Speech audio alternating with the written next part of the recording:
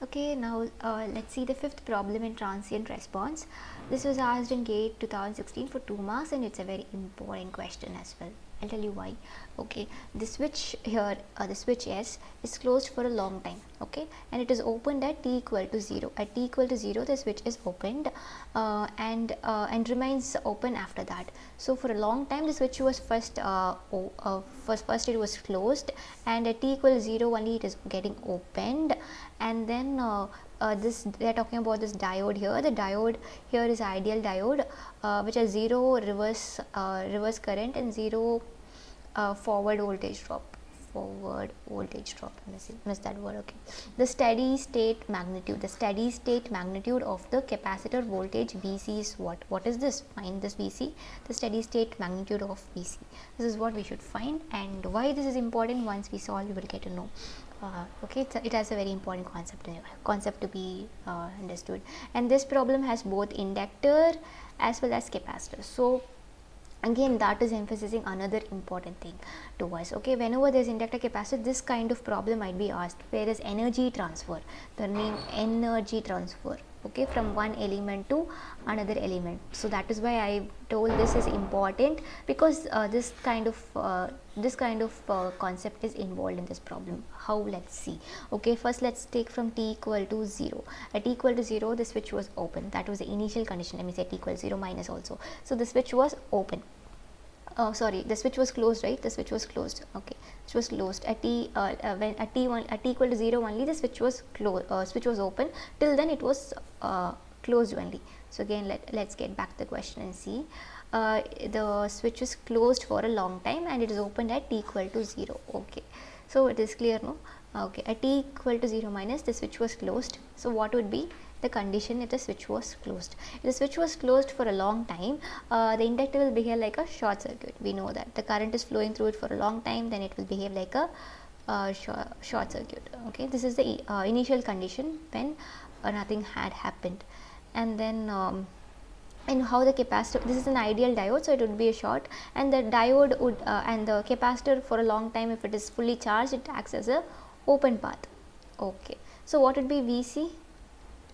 Vc would be nothing but this drop across this short path. Drop across this short path is 0. We know, no resistance, so 0. 0 is the voltage at t equal to 0. Okay, but here there is an inductor. Let me find current IL also. What is IL? IL would be V equal to IR. So IL equal to V by R. So voltage is 10 volts, and the resistance is 1 ohm. So 10 volts is the 10 amperes is the current that is flowing here.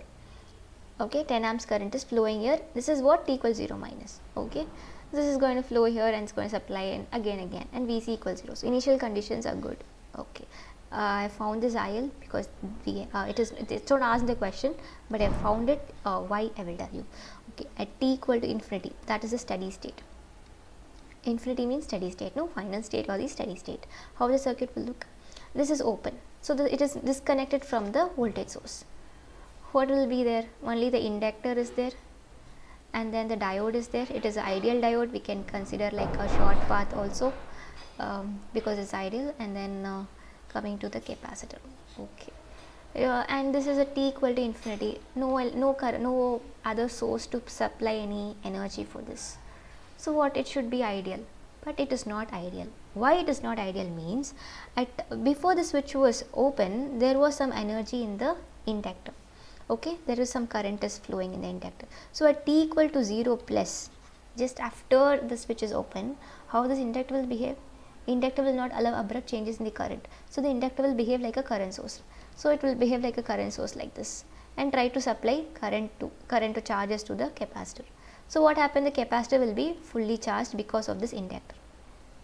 If it's only fully charged and this is fully drained out, this current source is fully drained out, I mean the inductors, whatever the energy is stored in the inductor is drained out, and then so let's see, first it has initially some at t equal to 0 plus some charge, some energy is there, that some current is there, then inductor is having that energy in the form of current, so that current will be transferred to the capacitor. Okay, so capacitor will be charged. Okay, once the capacitor is charged and this energy is fully drained out from the inductor, what will happen? Now the capacitor is fully charged and it has a path to discharge. It will discharge. So the current, this is going to happen, it's going to go charge, discharge. So this is going to keep on happening forever. So t equal to infinity also it's going to happen the same process. So this is what is important. I was saying some current, this inductor is going to provide some current. How much current? How much current? That is why I found here initially this 10 amperes current was there. No, that current is stored in the inductor.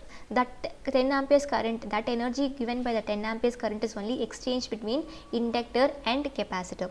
So this 10 amperes the energy because of this 10 amperes is going to be kept on exchanging forever in this circuit. That is why t equal to infinity it's going to be like this. There is no external current source, but because of the initial current that was there, where the inductor has stored some current and then it is transferring that energy to the capacitor and the capacitor again transferring that energy to the inductor. So this process repeats again and again. Okay, generally they will draw like inductor and then the current source in series and like this.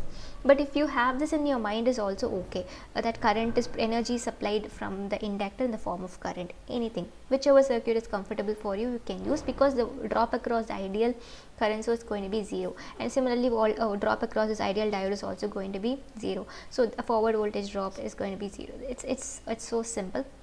And reverse current is also not there, so current direction is also exchanging again and again, so that is also there.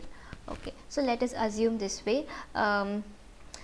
So if the we are finding Vc, right? If the capacitor is fully charged, the current will be flowing in this direction.